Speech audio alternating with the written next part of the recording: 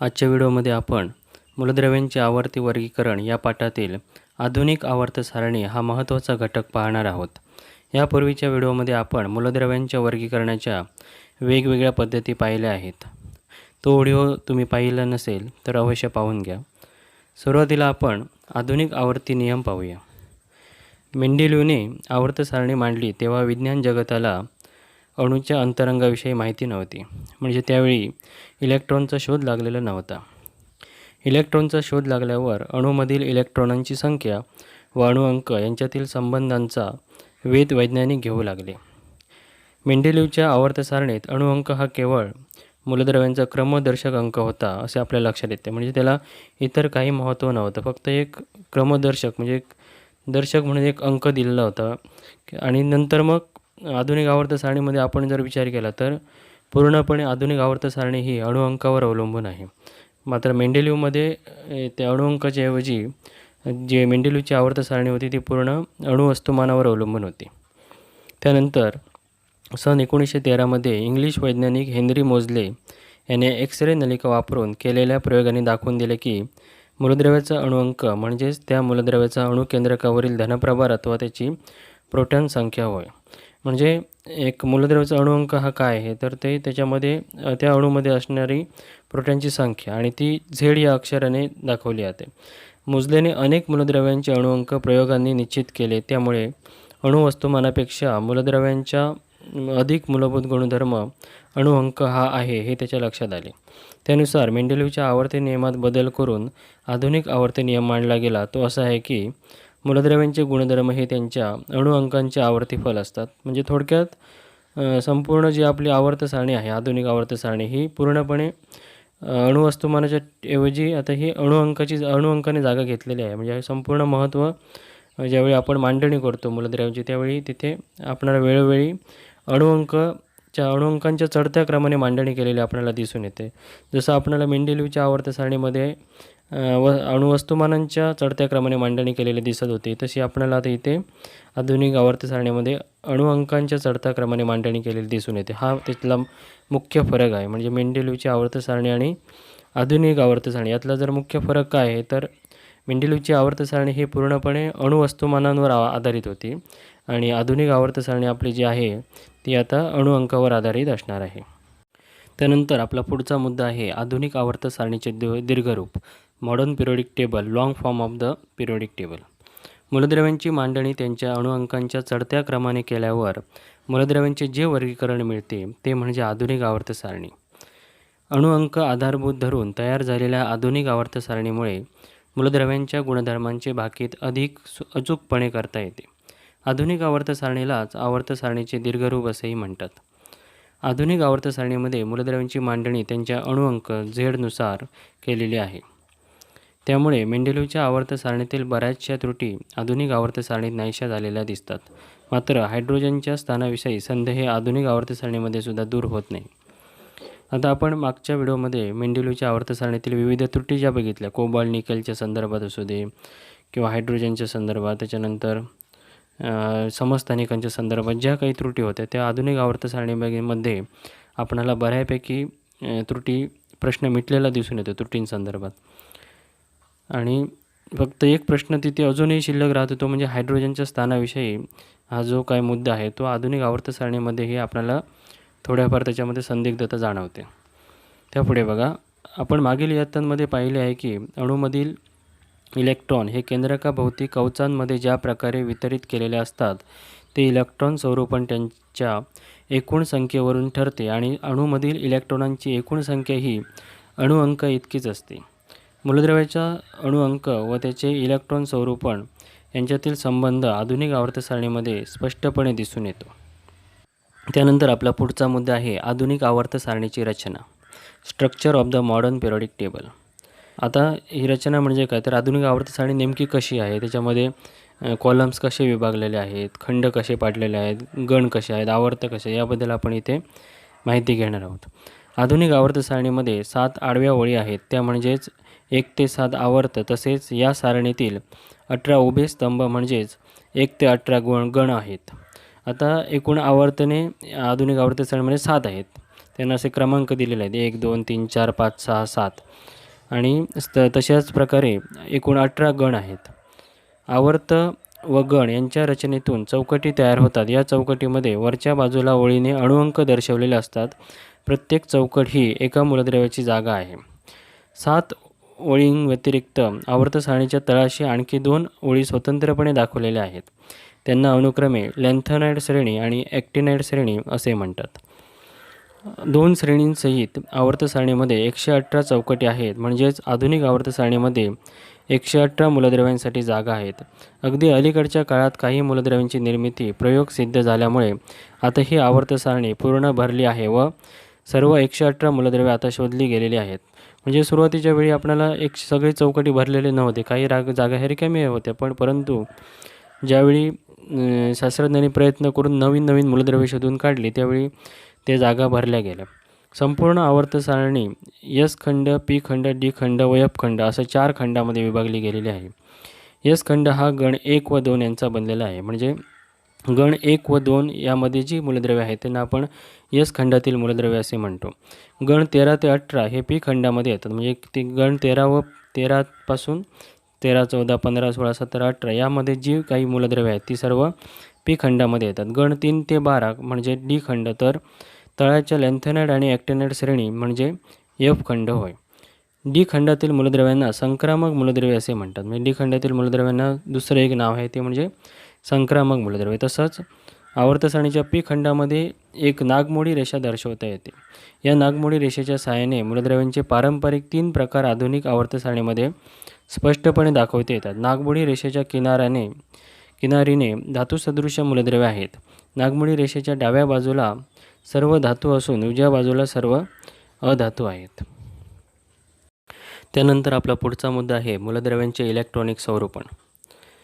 एका आवर्तामध्ये शेजारी असणाऱ्या मूलद्रव्यांच्या गुणधर्मांमध्ये थोडासा फरक असतो, मात्र दूर असणाऱ्या मूलद्रव्यांच्या गुणधर्मामध्ये खूपच फरक असतो. म्हणजे जी मूलद्रव्ये एकमेकांपासून जवळ असतात त्यांच्या गुणधर्म जवळपास समान असतात, मात्र जी मूलद्रव्ये एकमेकांपासून खूपच दूर असतात त्यांचे गुणधर्मसुद्धा त्याचप्रमाणे गुणधर्मामध्ये सुद्धा बरंच अंतर असतं. एका गणातील मूलद्रव्यांच्या रासायनिक गुणधर्मांमध्ये साधर्म्य व प्रवणता दिसून येते. म्हणजे आपण जर विचार केला की एकाच गणातील जी काही मूलद्रव्ये असतात तर त्या मूलद्रव्यांमध्ये एक विशिष्ट असे गुणधर्म आपल्याला आढळून येतात. म्हणजे रासायनिक गुणधर्माच्या बाबतीत जर विचार केला तर ते खूपच मिळते जुळते असतात. त्यानंतर आधुनिक आवर्त सारणीतील गण व आवर्तांची ही वैशिष्ट्ये मूलद्रव्यांच्या इलेक्ट्रॉन स्वरूपणांमुळे आहेत. एखादे मूलद्रव्य आधुनिक आवर्त सारणीच्या कोणत्या गणात व आवर्तामध्ये ठेवायचे हे त्याच्या इलेक्ट्रॉन स्वरूपणावरून ठरते. म्हणजे ज्या पद्धतीने इलेक्ट्रॉन स्वरूपण असेल त्यानुसार त्याची जागा नक्की होते. आधुनिक आवर्त सारणीमध्ये त्याची जी काही जागा असेल ती त्याच्यावरून ठरून जाते. त्यानंतर बाजूला बघा गण व आवर्ती वैशिष्ट्य दिलेले आहे. मूलद्रव्यांच्या गुणधर्मांची तुलना केली असता आवर्त सारणीतील गण व आवर्तांची वैशिष्ट्ये समजतात. एखाद्या विशिष्ट गणातील सर्व मूलद्रव्यांच्या विविध गुणधर्मांमध्ये साधर्म्य व प्रवणता असते, मात्र एखाद्या विशिष्ट आवर्तामध्ये एका टोकाकडून दुसऱ्या टोकाकडे उदाहरणार्थ डावीकडून उजवीकडे जाताना मूलद्रव्यांचे गुणधर्म क्रमाक्रमाने थोडे थोडे बदलत जातात आणि याच गोष्टीला आपण मूलद्रव्यांचा आवर्ती नियम असे म्हणतो. त्यानंतर आपला पुढचा मुद्दा आहे गण व इलेक्ट्रॉनिक स्वरूपण, ग्रुप्स अँड इलेक्ट्रॉनिक कॉन्फिगरेशन. तुम्हाला दिसेल की गण 1 म्हणजे अल्क धातूंच्या कुलामधील सर्व मूलद्रव्यांच्या संयोजी इलेक्ट्रॉनची संख्या समान आहे. तसेच दुसऱ्या कोणत्याही एका गणातील मूलद्रव्ये पाहिली तर त्यांच्या संयोजी इलेक्ट्रॉनची संख्या एकसमान असल्याचे तुम्हाला दिसेल. उदाहरणार्थ बेरिलियम, मॅग्नेशियम, कॅल्शियम ही मूलद्रव्ये गण 2 मध्ये म्हणजेच अल्कधर्मी मृदा धातूंच्या कुलामध्ये आहेत. त्यांच्या बाह्यतम कवचात 2 इलेक्ट्रॉन आहेत. तसेच गण 17 मधील म्हणजेच हॅलोजन कुलामधील फ्लोरीन व क्लोरीन इत्यादी मूलद्रव्यांच्या बाह्यतम कवचात 7 इलेक्ट्रॉन आहेत. कोणत्याही एका गणात वरून खाली जाताना इलेक्ट्रॉनचे एक कवच वाढत जाते. त्यावरून आपल्याला असे म्हणता येईल की बाह्यतम कवचाचे इलेक्ट्रॉन स्वरूपण हे आधुनिक आवर्त सारणीतील त्या गुणगणांचे वैशिष्ट्य आहे. मात्र जसे आपण एखाद्या गणात वरून खाली जातो तशी कवचांची संख्या वाढत जाते. म्हणजे या ठिकाणी आपल्याला असं लक्षात येतं की एखादा जर आपण गण विचारात घेतला तर त्याच्यामध्ये त्या गणामध्ये जर आपण विचार केला तर शेवटच्या कक्षामध्ये समान संख्येचे इलेक्ट्रॉन्स असतात. म्हणजे गण पहिला असेल तर त्या त्या गणातील सर्व मूलद्रव्यांमध्ये बाह्यतम कक्षेमध्ये आपल्याला एकच इलेक्ट्रॉन आढळून येतो. तसंच गण दुसरा घेतला तर त्याच्या बाह्यतम कक्षामध्ये मूलद्रव्यांच्या बाह्यतम कक्षेमध्ये आपल्याला 2 इलेक्ट्रॉन्स आढळून येतात. म्हणजे गणामध्ये संयोजा जी असते ती समान राहते.